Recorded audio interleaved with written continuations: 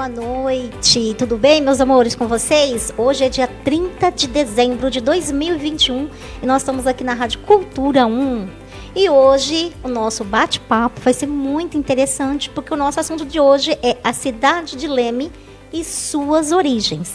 E eu trouxe pra gente nessa noite um convidado, João Correia. Ele é doutorando em História e mestre em História do Brasil pela Universidade Salgado de Oliveira, especialista em História do Brasil, colônia e graduado em Histórias e Pedagogia. Foi colunista do Jornal Atual. Atualmente tem dedicado suas pesquisas sobre o Imperial Fazenda de Santa Cruz, abordando a temática da escravidão sobre os viés e histórias demográfica. Nesta mesma temática, sobre a escravidão, estuda sobre os municípios de Santa Cruz da Conceição, Pirassununga e Leme. Ele tem desenvolvido seus trabalhos também no canal do YouTube, o professor João Correia, o canal dele, e as páginas de Leme Antiga e João Correia. Então, é com o maior prazer e já agradecendo o nosso participante de hoje, João Correia. Boa noite, tudo bem? Boa noite, Rô. Boa noite, pessoal. Tudo bem? É uma satisfação, uma honra estar aqui, conversar um pouquinho sobre história de Leme, conversar sobre história, né? É um assunto que eu gosto bastante e é um prazer. Então, vamos aproveitar aí que você gosta bastante desse assunto e nós também estamos muito interessados aí em estar aí, né? Todo mundo está interessado nas histórias, porque eu creio que historiador sabe muitas coisas, né? A gente tem muita curiosidade em saber várias coisas, viu, João? De onde vem o nome da nossa cidade de Leme? De onde vem? O nome vem do senhor Manuel Joaquim de Oliveira Leme, que foi o proprietário da fazenda Palmeiras. É muito interessante até eu falar sobre isso, porque um dos resquícios dessa fazenda ainda existe até hoje, que fica ali próximo da escola da ITEC, é um casarão que existe ali, onde é hoje o Alto das Palmeiras. Aquela casa era a casa-sede da Fazenda Palmeiras. Aquela casa foi propriedade, aquelas terras foram propriedade de Manuel Joaquim de Oliveira Leme, o fundador da cidade de Leme. Nossa, muito interessante saber. Sim. Também não sabia. É de 1898 essa casa. Tá vendo, Silvana? O Du falou boa noite, Rô. Vanderlei, boa noite. Para o nosso convidado João também, uma boa noite. Boa noite. Esse assunto muito me interessa, muito principalmente que ele quer saber um pouquinho sobre a Yolanda Penteado. Yolanda Penteado, todos perguntam.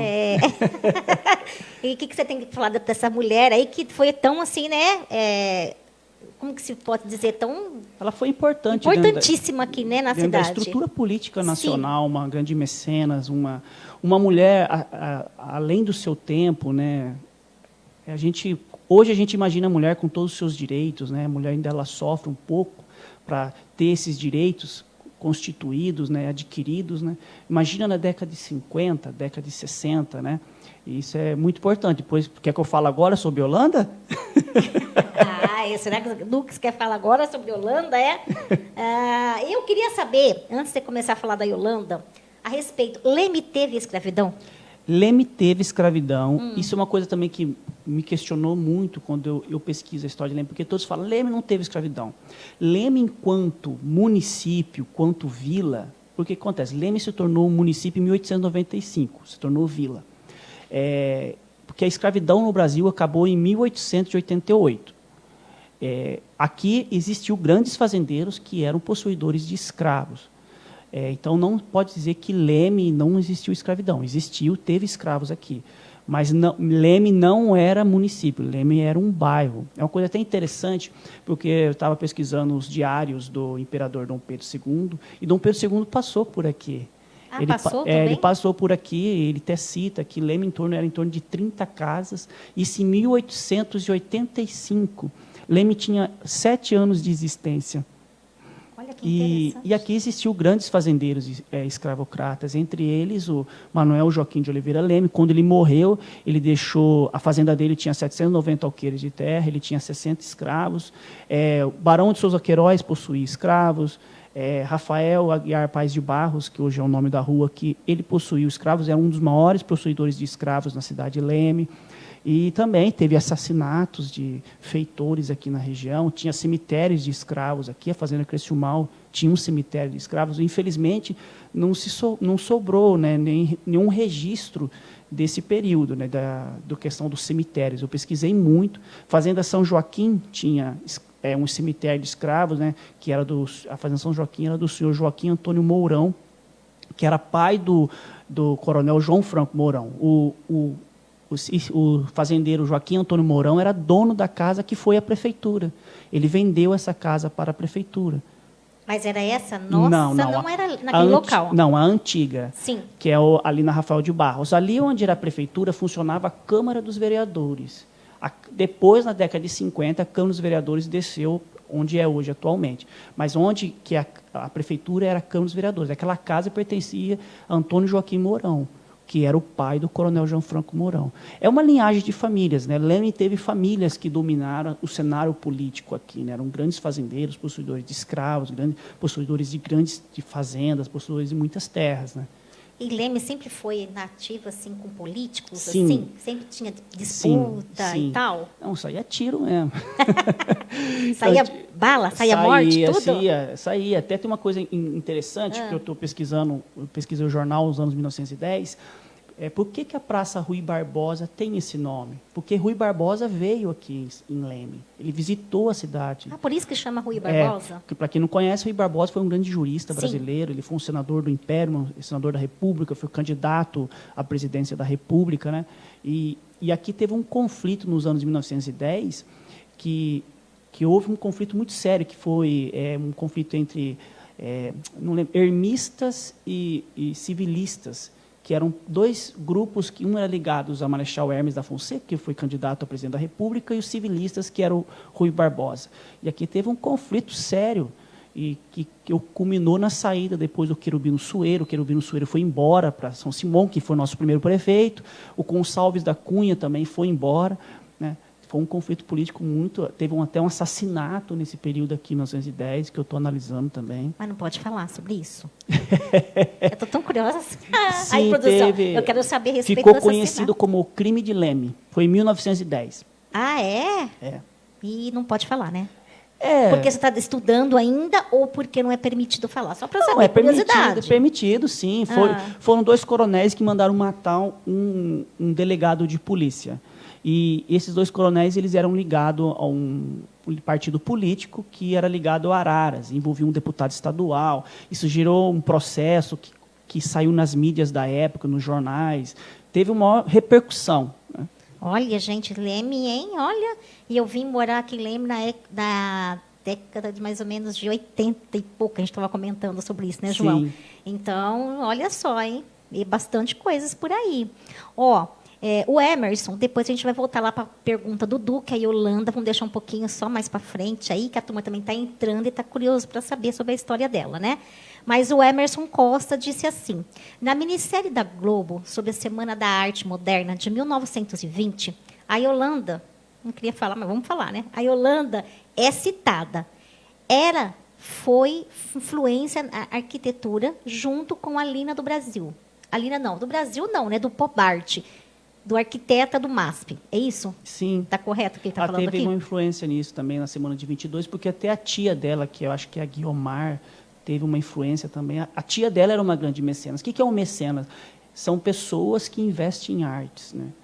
Pessoa que tem dinheiro, que tem né? dinheiro e que Sim. trabalha com artes. Ela fez a Bienal no Brasil, foi ela que criou. Ela foi casada com o Titílio Matarazzo, que era filho do André Matarazzo, que possuía as maiores fortunas do Brasil. Uma coisa até interessante, né, que eu estava estudando sobre ela, porque eu tenho muito interesse de escrever sobre a Yolanda Penteado. Só que eu tenho que ter 3, 4 vidas para escrever tudo que eu quero escrever, né? De tanta história. E ela fala que o Titílio Matarazzo e a Yolanda, ela não podia ter filho. E ela acreditava, assim, ela tinha útero infantil. E ela não podia ter filhos. E ela acreditava que a única forma dela perpetuar a arte dela era investindo na arte. Eu estou rindo aqui porque as perguntas estão chegando interessantes. Ó, vamos lá. O Du quer saber. Ele disse assim, ó, chegou ao meu conhecimento que essa mulher, ela saía nua no jardim da casa dela, na frente dos jardineiros. Você tem conhecimento dessa informação? Se é real? Não sei. Eu sei assim que ela era uma mulher muito avançada para a época. Ela teve uns namoricos com o Santos Dumont, que é o pai da aviação. Tipo assim, ela foi desquitada na época. Uma coisa interessante, porque a gente fala, né, hoje é comum uma mulher divorciada. Antigamente não, né? Antigamente não, era um tabu. O divórcio só foi existir no Brasil em 1979, gente. 1979. E depois existia a lei do divórcio, que foi instituída no governo do Ernesto Geisel, né? E existia o desquite, que era a separação de corpos, mas você continuava com o nome da pessoa. Aí, essas mulheres já tinham um nome lá, Mexica, porque o único país que reconhecia uma nova união era o México. Então, essas pessoas iam casar no México, porque lá se aceitava um novo casamento. Nossa, o Du falou aqui, ó. Ela teve algum relacionamento amoroso com Santos Dumont? Teve. Eu não sei até que ponto foi esse relacionamento. Mas tem fotos dela com o Santos Dumont. O Santos Dumont visitou Leme, foi na Fazenda Empírio. O Santos Dumont veio aqui. Tem até fotos no museu da Yolanda Penteado. Porque a Yolanda Penteado ela se envolveu com muitas pessoas importantes. Ela se envolveu com Assis Chateaubriand, que era o Chateau, que foi um dos grandes... Ele possuiu grandes jornais da época, era o senhor dos meios da comunicação. E ele criou aquele programa Asas para o Brasil, e ele veio junto com ela aqui inaugurar o aeroporto de Leme. Ela cedeu, porque ela tinha essa visão, que realmente um aeroporto traz grande desenvolvimento para uma cidade, né? Então, até hoje, cidades que têm aeroportos... Sim. São cidades desenvolvidas. E ela já tinha essa visão na década de 50. Inclusive, ela tinha também bastante conhecimento com artistas de Hollywood, Sim. né? Ela trouxe alguns para cá também. Você lembra algum nome assim que trouxe? Não lembro. Acho que tem um que é o sobrenome Follen, uma coisa assim. Eles até têm casos que eles chegaram totalmente embriagados aqui. A Companhia Paulista teve que deixar um carro especial, porque esse trajeto de Cordeiro a Descalvado era conhecido como o trajeto da fome. Porque o vagão da Companhia Paulista não tinha restaurante. Desse trecho de Cordeirópolis a Descalvado. Então, eles colocaram como trecho da fome. E a Holanda, devido à sua grande influência que ela tinha na época, ela conseguiu que esse trem que trouxe essa comitiva de Hollywood vinha com restaurante. Foi um trem especial que veio só trazer eles para cá. Nossa, que chique, não? Sim, só para você ver a importância dessa mulher. E ela foi proprietária da Fazenda Empírio. Uma coisa interessante também, que quem iniciou as primeiras plantações de algodão em Leme foi Yolanda Penteado. Leme se tornou depois capital do algodão devido ao trabalho da Yolanda, que ela contratou um agrônomo que veio aqui, fez um estudo, viu que a terra era boa para a plantação de algodão. E ela começou, porque a cidade estava quebrada. Como ela estava quebrada economicamente, em 1929, com a crise do café, o café não era mais vendido, o Getúlio Vargas queimando o café, dando o café embora, porque o café não tinha valor no exterior. Esses grandes fazendeiros aqui, com grandes plantações de café, que eles falaram assim, gente, eu vou ter que vender esse café, eu vou ter que produzir, o que eu vou produzir? Foi onde a Holanda começou a questão da criação da seda. Então, ela era uma mulher muito avançada para a época. Ela era uma empreendedora, totalmente diferente. Tem livros escritos sobre a Holanda. Tem um que eu não lembro o nome do autor, é um livro da década de 80, e tem um livro dela, uma autobiografia dela. É tudo cor-de-rosa, que foi uma autobiografia dela, e ela fala sobre a história de vida dela. Eu sou meio assim, suspeito de ler autobiografia, porque a pessoa só escreve o que ela quer, né?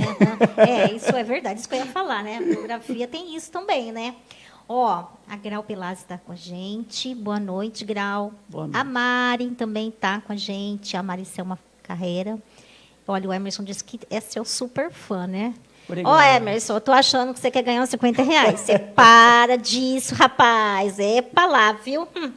Porque hoje tem R$50, vocês estão ligadinhos aí, né?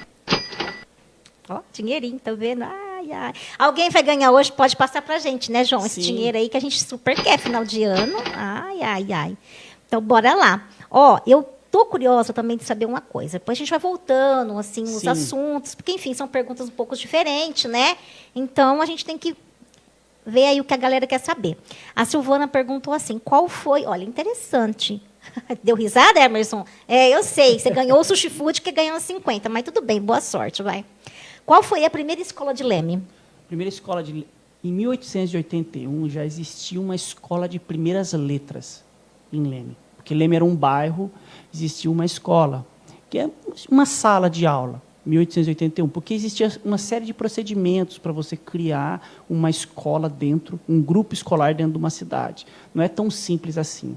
Então, tinha toda uma estrutura administrativa. Em 1881, nós estávamos no Brasil Império ainda. Nós tínhamos uma monarquia. Embora, tem pessoas que até se assustam. Nossa, existia um imperador no Brasil. Sim, existia. E teve uma escola de primeiras letras aqui. E Leme era conhecido como Bairro dos Lemes. Era o nome que tinha da Leme. Estação dos Lemes, Bairro dos Lemes. Né? Então, existiu aqui no centro da cidade uma sala de aula, que se chamava Escola de Primeiras Letras, 1881. Aí depois veio o Coronel Augusto César, a Escola Coronel Augusto César. Foi o primeiro grupo escolar de Leme. Mas eu saliento e eu aponto, que é muito importante, que nas fazendas já existiam salas de aula, já existiam escolas. É isso que eu ia perguntar, mas nas fazendas já existiam antes Sim. de regularizar a primeira escola de letras. Já existia. Porque hoje a gente pensa em Leme, vê fazenda, nossa, o que tem numa fazenda? Hoje, mora só o caseiro, os funcionários. Gente, mas naquela época, século XIX, início do século XX, o Brasil era um país agrário. Tudo se girava em torno na área rural. O Brasil deixou de ser um país rural na década de 50, foi quando 55% da população vivia na zona urbana. Então, essas fazendas, elas tinham uma baita de uma estrutura. Elas tinham casa-sede, elas tinham farmácia, botica, tinha igreja, tinha escola. Então, tinha toda uma estrutura. A Fazenda Criciúmal chegou a ter 3 mil habitantes. Fazenda São Rafael, 4 mil. Eram grandes. A Fazenda Palmeiras, ela tinha 2 capelas. O pároco, né, o vigário, ele saía daqui da igreja matriz para rezar a missa lá na igreja, de tantos colonos que tinha. Então, essas fazendas, elas tinham uma estrutura e tinha escola. Aí tinha a professora rural, que ia dar aula lá. Tinha todas, as pessoas elas esquecem um pouquinho, né? Porque a gente olha o nosso mundo hoje de uma forma diferente, né? Mas antigamente era totalmente diferente. Porque olha só, tá bem interessante, né? A dona Mari Selma falou que adora essas histórias. A dona Mari, eu também adoro, né? E outra coisa, se quiser fazer pergunta, gente, sintam-se à vontade, tá? Aproveita aí que o nosso historiador está aqui, vamos tirar nossas dúvidas, vamos perguntar um pouquinho. E a gente resolveu fazer esse programa aí falando um pouquinho sobre Leme, que é o último programa do ano nosso, porque eu também achei bem interessante saber um pouquinho da nossa história, né? Então, você que está aí, que já é lemense, que tem algumas origens aí, quiser entrar e participar, fiquem à vontade. Fiquei sabendo, bora lá para a Yolanda de novo. A turma está gostando da Yolanda. O pessoal gosta. Olha, fiquei sabendo que a Yolanda, no casarão onde ela morava, após a morte, como não deixou herdeiros, e o Estado que o dono, o senador Pedro Piva, sim, é fiel depositário deste casarão. Você sabe se isso é conhecimento verdadeiro disso? Não, porque a Yolanda vendeu a fazenda antes da morte dela. Ah, ela vendeu? Ela vendeu a fazenda, ela morreu nos Estados Unidos, a Yolanda. Isso eu ia perguntar. Então, ela não faleceu no Brasil. No Brasil. Ela foi fazer um tratamento, acho que na Carolina do Norte. Ela vendeu a fazenda. Até pessoas mais próximas dizem que foi a maior tristeza da vida dela, porque aqui era o oásis dela, aqui era o local que ela descansava. Isso aqui, ela tinha um amor por essa fazenda gigantesca. E você sabe do que ela faleceu? Foi como você acabou de citar, que foi um tratamento. Parece que foi CA. Ah, é? É. Olha, você vê, já é uma coisa bem antiga, né? Essas patologias. O que eu ouvi falar, porque eu não consegui encontrar ainda o obituário que fala, né, o óbito dela, não consegui encontrar ainda. Porque tem muita coisa da Yolanda que você vai pesquisando, tipo assim, você não acha num local específico. Porque a vida de pesquisador não é fácil, não. Ah, é? Porque você tem que pesquisar em um monte de local. Por exemplo, muitos falam que a Yolanda tem uma importância grande aqui na cidade. Eu estou fazendo essa pesquisa justamente porque tem coisas escritas sobre a Yolanda, mas não focado sobre Leme, o que ela fez por Leme. E ela fez muita coisa. Olha, deixa eu só te falar uma coisa para você. A Ana Tereza Prado está aqui com a gente. E ela está... a Silvana falou que com um professor desse de história, dá até vontade de aprender muito, muito, muito mais. Ana Tereza Prado, eu acho que ela é tia do Newton Prado. É? Se for quem eu estou pensando. Bom, ela mandou uma pergunta para você. Ela falou assim, você vai comentar sobre meu tio Newton Prado? Olha, estou só esperando ver se ele sabia, tá vendo? Sim, conheço. Então, comenta um pouquinho sobre o tio da nossa amiga Ana, que está aí nos ouvindo. Sim. O Newton Prado, ele foi um tenente do Exército, que teve uma importância histórica dentro do movimento tenentista no ano de 1922. Está em andamento o livro, viu, Ana? Vou anunciar aqui. Ela falou assim, ele foi um herói. Sim. Dos anos 80 de Copacabana. Isso mesmo. Tem rua, tem escola. A cidade de Leme o trata como um herói e justamente tem uma importância histórica gigantesca no contexto do Brasil, né? Mas essa escola Newton Prado tem alguma coisa também a ver com ele? Sim, a escola foi colocado esse nome em homenagem a ele. Mas no projeto original, essa escola se chama Grupo Educacional Lemense. Mas em homenagem ao Newton Prado, foi colocado em homenagem a ele, Escola Estadual Newton Prado. E eu estou coletando informações sobre o Newton Prado porque sobre a história de vida dele no Exército, ele entrou como soldado, foi a cabo, foi a sargento, terceiro sargento. Ele trabalhou no Colégio Militar do Rio de Janeiro, ele foi sargenteante. Então, depois, ele teve parceiros assim da turma dele, de oficiais. Ele conheceu o Eduardo Gomes, o Hermes Lima, que foi foi sobrinho do Marechal Deodoro da Fonseca. Então, enfim, é um personagem... Nossa, enfim, tem bastante coisa, hein, dele também. Tem. Ele morou em Leme também, ficou também? aqui até os 14 anos, foi ser padre. Enfim, a história do Newton Prado dá um programa. Olha, Ana, já a gente vai voltar aí para a gente comentar o que você está falando mais aqui nos nossos comentários. A gente só vai dar uma pausa para o nosso comercial aí, rapidinho, já voltamos. Fica ligado. Ó, eu vou aqui para a pergunta. Dudu, um pouquinho mais para cima. E diz assim, em 1958, a Irolanda, bora lá para a dona Yolanda de novo, doou 8,6 alqueires de terra para a cidade de Leme, com fins de aviação civil e aerodesportiva. Isso. É isso. Caso não tivesse essa finalidade, os herdeiros poderiam requerer de volta, e o quê? O governo na época era Armando Coelho. Em 62, no governo Orlando Leme, ele doou para a União. É correto o que ele está dizendo? Olha, eu sei que Acho que ele fez duas perguntas aqui, né? Sim, praticamente. ao mesmo tempo. Sim. Em 55 o prefeito era Armando Coelho, isso mesmo. E o que eu sei, que conheço de terras que a Holanda doou, foi para a construção do aeroporto. Ela doou e o aeroporto foi construído. Até teve a presença do Assis Chateaubriand, num projeto conhecido como Asas para o Brasil, para incentivar a aviação nacional. Eu sei que existiu. Agora, sobre essa questão da doação dessas terras do Orlando Leme para a União, eu não sei dizer, porque eu nunca encontrei documentação. Porque esse período da década de 60 é muito, muito complicado na história de Leme, porque nós estamos no período do governo militar, né? 60 em diante, a política aqui ficou meio complicada. Teve até visita de agentes da censura aqui, eu não sei apontar se isso aconteceu mesmo, dessa doação de terras para a União. Mas eu sei que a Holanda doou terras e boa parte dessas terras foram utilizadas na construção do aeroporto. Assim, na praça tem o busto do Newton Prado. Sim. Qual praça? Praça Rui Barbosa. Antigamente, essa praça era conhecida como Praça do Jardim ou Largo do Jardim, ou Largo da Matriz. Era o nome que se dava antigamente para as praças, né?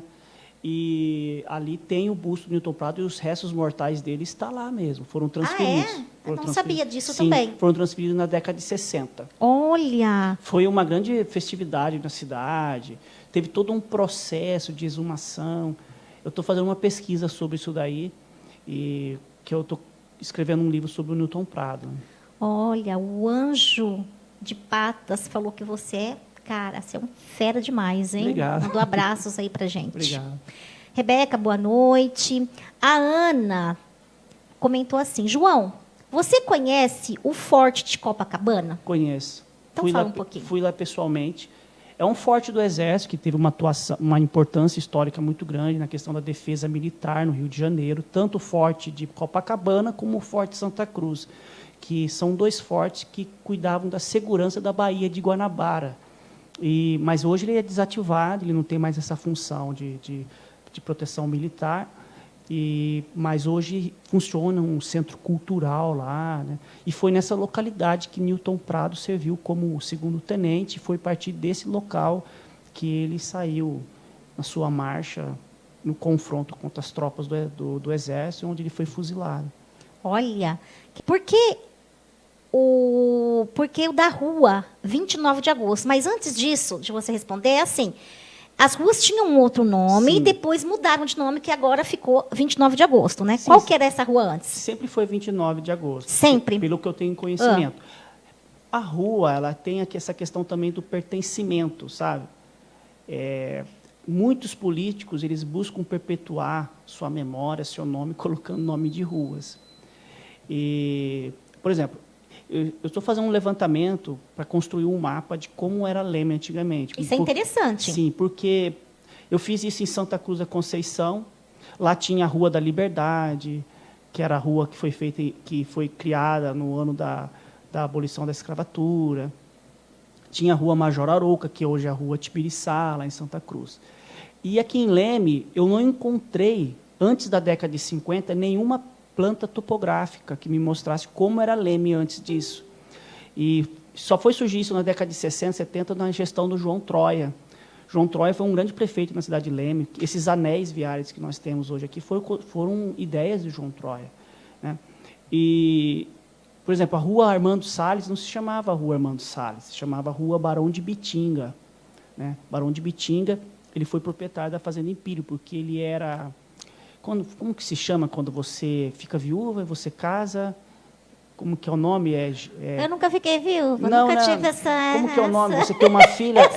Esse homem vai ser o quê da sua filha? Eu não lembro o nome. Deixa eu ver se o online, calma. Eu não lembro o nome. Não lembro o nome. Ele era da Yolanda, Barão de Bitinga, ele era...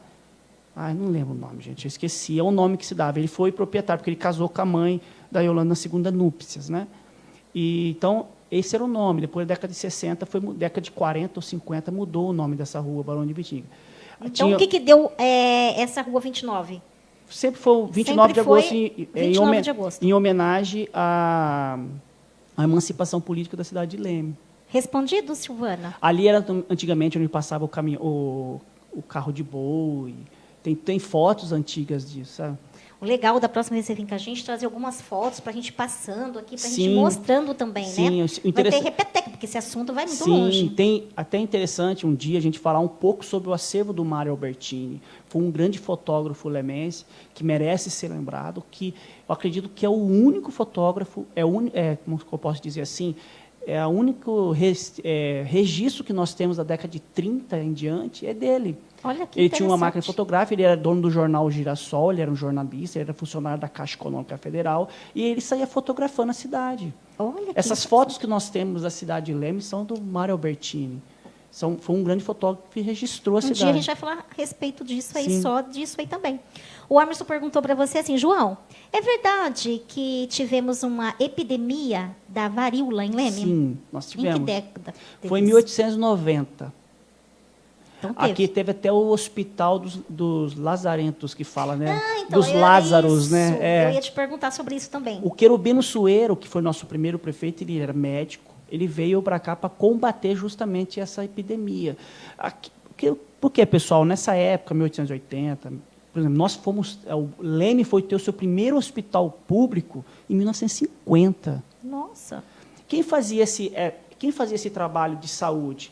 Era a Santa Casas de Misericórdias, eram as irmandades, eram as freiras que faziam esse trabalho, de acolher os doentes, de acolher os prisioneiros. Então, não existia essa questão da saúde pública. A saúde pública, o Ministério da Saúde Pública foi existir no Brasil na década de 30. Quem criou isso foi Vargas, que criou o Ministério da Educação, o Ministério da Saúde.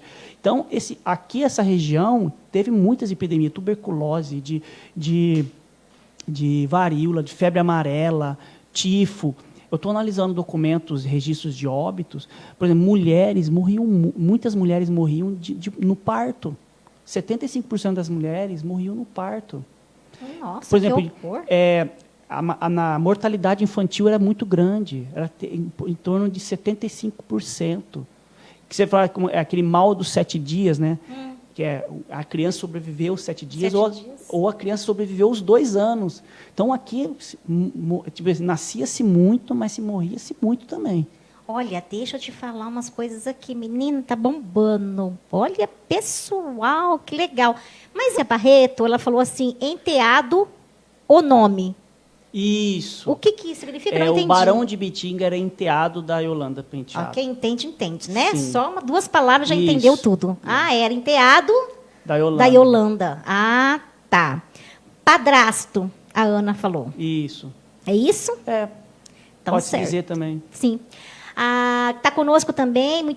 Eu acho que ele já respondeu essa pergunta, mas eu vou fazer novamente. Quem foi o primeiro prefeito de Leme? Então, o primeiro prefeito que assumiu a função como chefe do executivo foi Querubino Sueiro. Mas uma coisa interessante que eu gosto de enfatizar, o primeiro prefeito eleito foi Custódio Anjo de Lima, na década de 30, porque não existia a figura do prefeito nos municípios. Existia a figura do vereador. E o vereador mais votado, ele exercia a função de agente do executivo, que era a função de prefeito. Então, existia, dentro desse quadro de vereadores, o camarada que ia ser o prefeito, o agente do executivo, e o outro que ia ser o presidente da Câmara. Era assim que funcionava a divisão administrativa de um município. Na década de 30, que começou a existir a eleição para o cargo de prefeito. Então, prefeito eleito nós tivemos na década de 30, Custódio Anjo de Lima. Mas pessoas que exerceram a função de agente do executivo foi o Querubino Sueiro. Eu estou fazendo um levantamento disso para entender quem eram os vereadores de Leme, estou fazendo uma catalogação, e eu estou entendendo muita coisa, que era uma bagunça. Tipo bem assim, interessante, viu? É bem... Gente, olha, rola papo. A Anjos de Pata, ela falou, eu quero uma pergunta. Bora lá. Uma pergunta. Diz ela o seguinte, aí mais para baixo ela perguntou, o que ela era, a Yolanda? Olha... Me responda rápido. Nossa. Quem era Yolanda? Ela quer saber. Quem era Yolanda? Yolanda, ela era proprietária da Fazenda Império. Ela foi uma grande incentivadora das artes no Brasil. Foi casada com Titílio Matarazzo, um dos maiores empresários do Brasil na época. E foi uma mulher que tinha uma influência econômica e política muito grande no cenário nacional. Foi amiga de Santos Dumont, de Assis Chateaubriand, atores de Hollywood. E com esse grandes qualidades que ela tinha, né, ela também trouxe muitos benefícios para a cidade, né? É o que a gente estava explicando. Ela foi uma mulher de grande influência. Uma grande mecenas, incentivadora da arte, principalmente.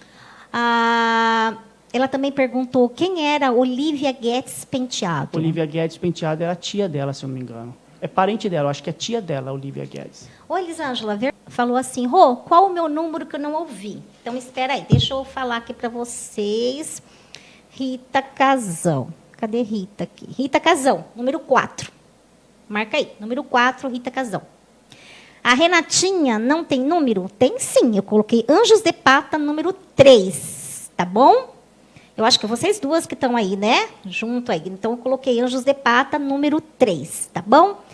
A Rita disse que deu uma travada. Tá travando, produção? Não? Então, não é aqui, tá? Deve ser aí com vocês alguma coisa. A Maricelma... Mas só com um pouquinho, que eu li uma coisa aqui, que eu quero... sobre o livro, que eu perguntei para... Quem é que pediu o livro? Foi a dona Mari? Foi isso, se não me engano? Não lembro. Pergunta novamente, que as perguntas ficou lá em cima, mas eu perguntei para quem, por que ela queria o livro, se era do Santos Dumont ou se era o seu. Ela quer o seu, João. O meu. Está à venda? Como que está esse livro? Sim, tem à venda pela editora AGBook, na Amazon também tem. O nome do meu livro é Santa Cruz, Onde a Ferrovia Não Passou. Olha, e você, enquanto eu vou procurar aqui mais, nossa, tem muita pergunta aqui. Fala para mim, o seu canal novamente, se você quiser deixar um telefone para ela também adquirir, sim, ou ter mais informações. Como que é o nome dela?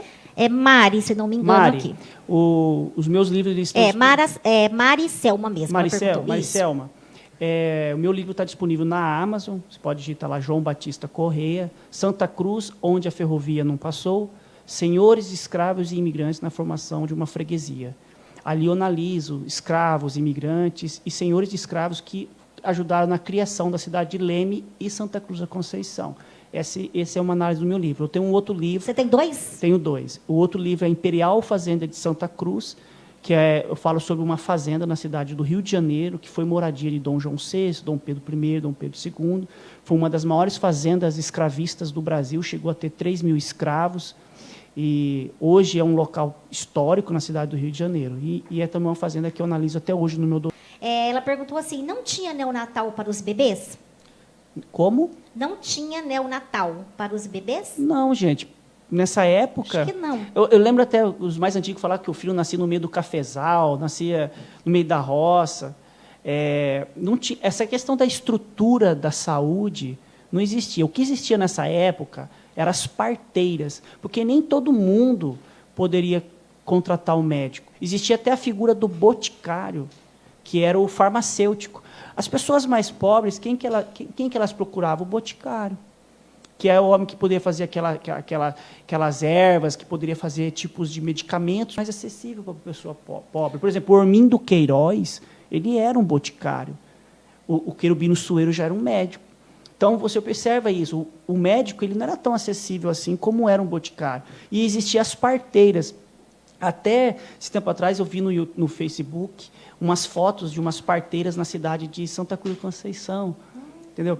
Que não existia essa ideia de neonatal, isso não existia até meados dos anos 1930. Olha, João, haja papo. João, tem tanta coisa, não quero ficar te interrompendo, mas a produção está falando que tem 5 minutos. Que pena. Aqui é a Graziela. E o seguinte, o setor agrícola sempre foi forte em Leme, principalmente o milho, cana e açúcar? Sim, sempre foi, e ainda é, né? Eu estou aqui, agro é top, agro é tudo, né? Esse slogan que tem, né? Leme teve ciclos, né? O ciclo do café, depois teve o ciclo da cerâmica, o ciclo do algodão, o ciclo da cana-de-açúcar, que foi o período que Leme recebeu muitos imigrantes da região do Nordeste. Foi um período que a cidade teve um movimento bombástico de desenvolvimento.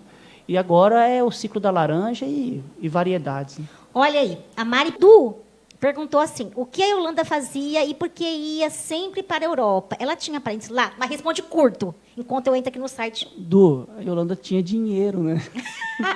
Põe dinheiro aí, produção. O que a Yolanda tinha? Dinheiro. Dinheiro, Du. O marido dela era dono de uma das maiores fortunas do Brasil. Nossa. A família Matarazzo foi considerada um dos homens mais ricos do Brasil. Então, eu consigo viajar, né? É por isso que, então, ela conseguia ficar viajando. Sim. Ligado a isso, ela ia patrocinar as artes e ter os projetos dela. Porque nós temos nossa visão de mundo, né? Nós, como os réis mortais, né? Nossa visão de mundo. A pessoa que ela tem dinheiro, ela tem uma outra visão de mundo e é diferente, né? Como não está diferente também nos dias atuais também, né? Quem tem dinheiro, gente, pode tudo, essa é a verdade. Mas ela viajava muito. Isso. Du, você sabe disso, né? Olha lá, põe aquele negocinho assim pro Du. Du, você sabe o que é? Escuta, você sabe. Viu? A Ana Tereza disse assim, não existe maternidade nem neonatal. Ok, tá. Eu nasci, a Elisângela falou, nasci através de parteira. É verdade, a minha irmã nasceu através de parteira, uma longa história. Então, só corrigindo. Não existia maternidade e Santa Casa em Leme. Em outros municípios, tipo Rio Claro, Limeira, existia Santa Casas de Misericórdias, que seria hoje os hospitais. Entendeu? Mas não, em Leme e Santa Cruz não existia. Pirassununga foi ter uma Santa Casa de Misericórdia em 1876. Lembrando que não é no formato de hospital de hoje. Eram Santa Casas de Misericórdia de acolhimento aos necessitados. Olha, interessante aqui que a Graziela está nos ajudando também aí. Olha que interessante, gente. Ela colocou aqui Santa Cruz, onde a ferrovia não passou, os senhores escravos imigrantes. Ela colocou lá um link que vocês também podem estar clicando e vendo o que o João também está falando, tá?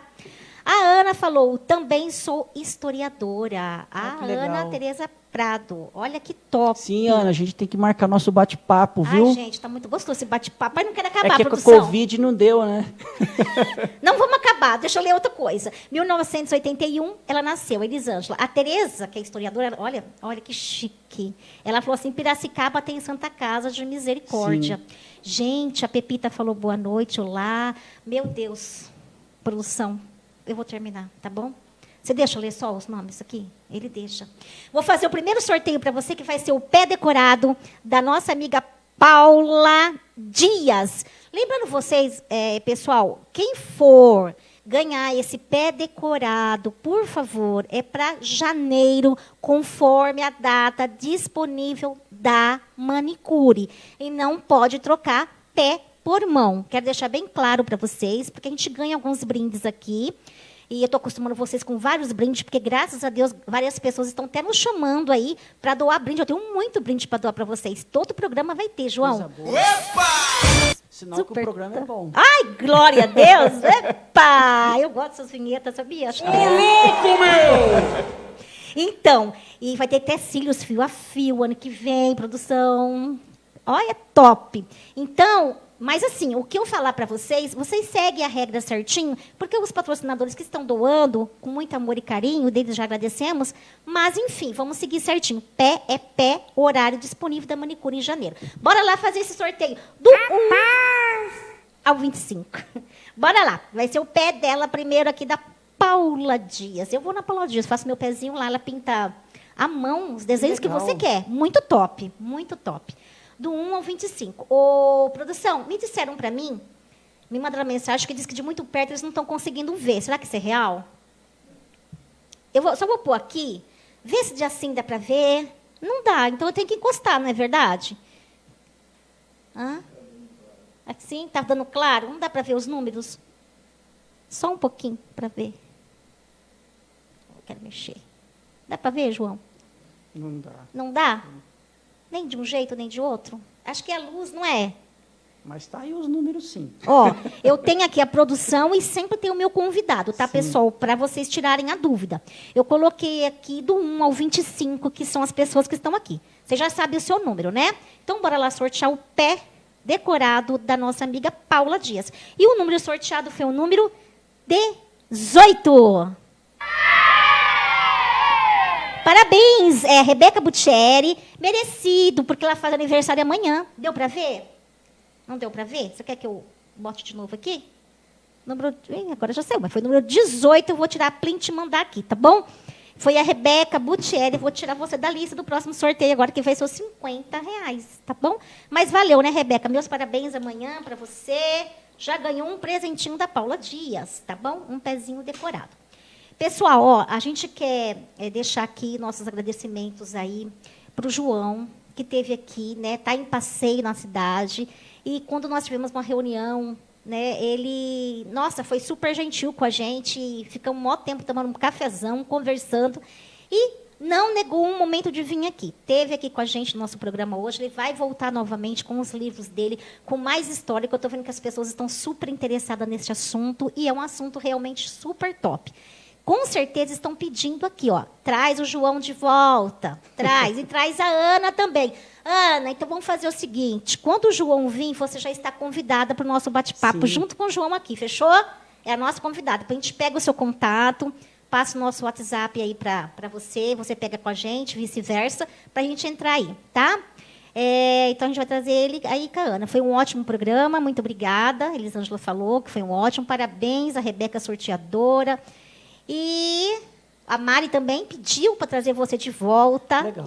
E a Ana já concordou, falou ok. Vou estar aqui, sim. Um Então, maior prazer. Fechou. Olha, eu vou dar um tempinho aí, um minutinho, para você se despedir dos ouvintes nossos, tá? E eu já te agradeço novamente de coração por esse bate-papo. Pena que o nosso tempo é muito curtinho, né? 1 hora passa super rapidinho.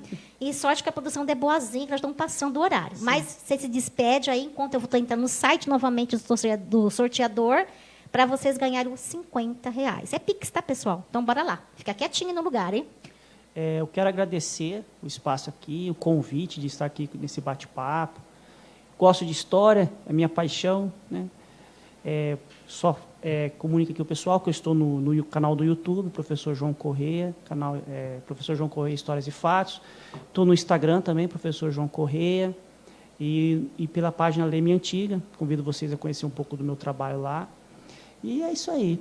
Eu digo o pessoal a estudar a história. Quem conhece o passado, sabe o presente e planeja o futuro.